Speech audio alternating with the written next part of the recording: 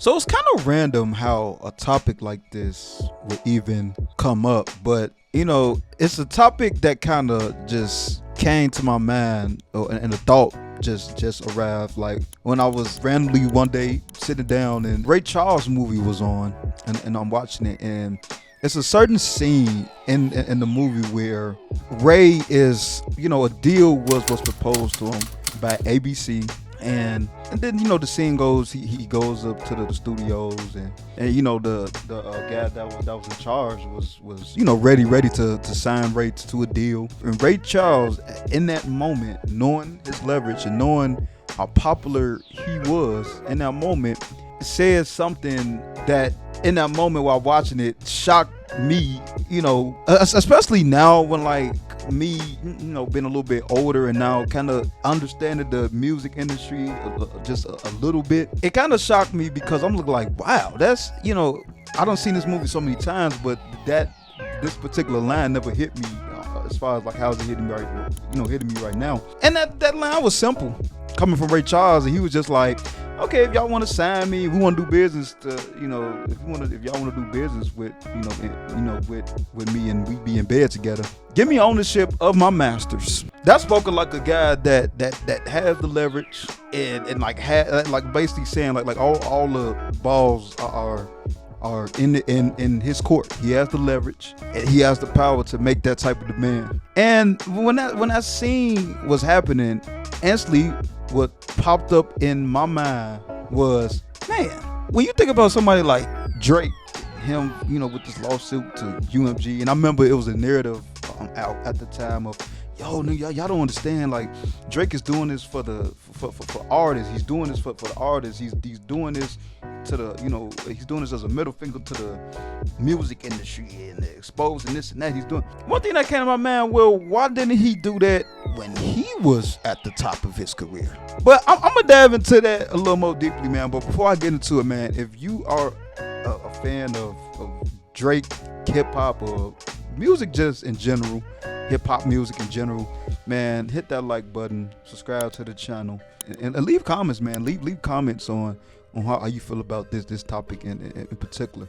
For me, it's more of me just questioning certain things as far as the route Drake is going with this UMG lawsuit that's been talked about from just a lot of people, and a lot of people have been having their different opinions on it and breaking it down in different ways and this and that. But I'm just kind of, the way I'm kind of doing this, I'm just kind of like I said, questioning some things and not necessarily bashing Drake, because I feel like everybody done did that part to almost to the fact where like I think his back is just caved in. Pause. I don't think I really need to do that no more. But so in 1960, when his contract with Atlantic Records was near its end, Ray Charles was courted by ABC, Paramount Records. Charles and his management recognized his growing power and made demands that were bold for any artist of the time.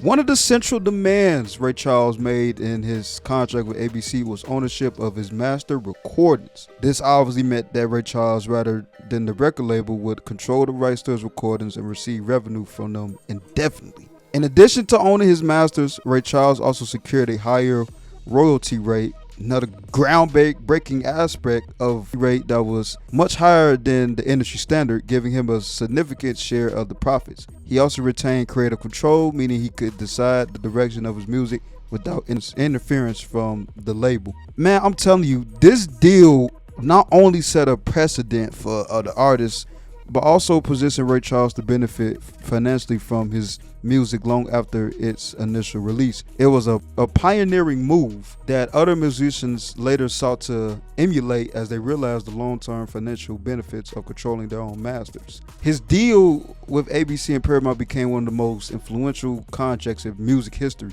showing artists could claim ownership over their curations and have a significant say in the business side of their careers. Now, like fast forward to somebody like a Drake. Let's get one thing clear. Drake is doing this because he lost a rap battle and he's salty about it. Just kind of, and what's funny, UMG kind of put out their statement, and in their statement they kind of alluded to what I've been saying and thinking for the longest. Like, bro, you doing this because you salty and you mad that you lost a rap battle. So I just wanted to say that first, to put all these narratives to bed that, oh, he's doing this for a greater cause, like I kind of said earlier. Like, no, stop.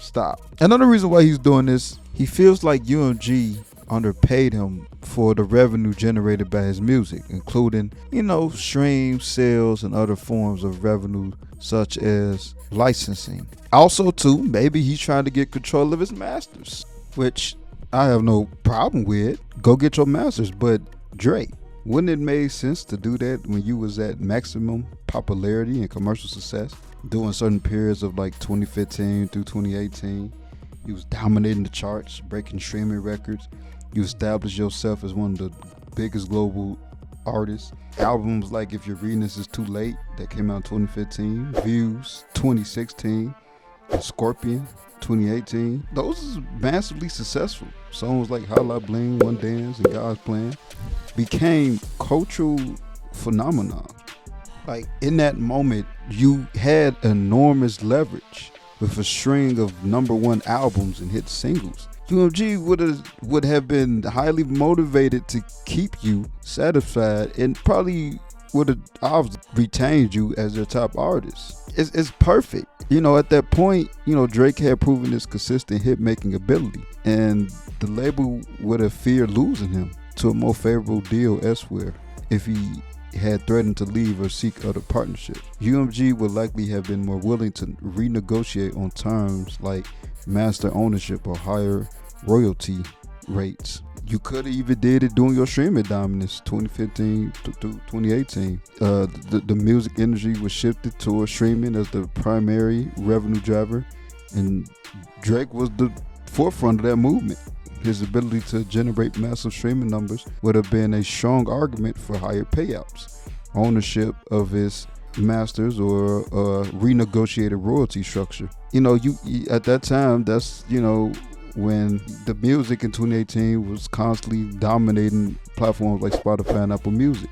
You set that record for Scorpion for the most streams in a single week, and he regularly topped global streaming charts. So I'm just left wondering and pondering and questioning, what was this lawsuit all about?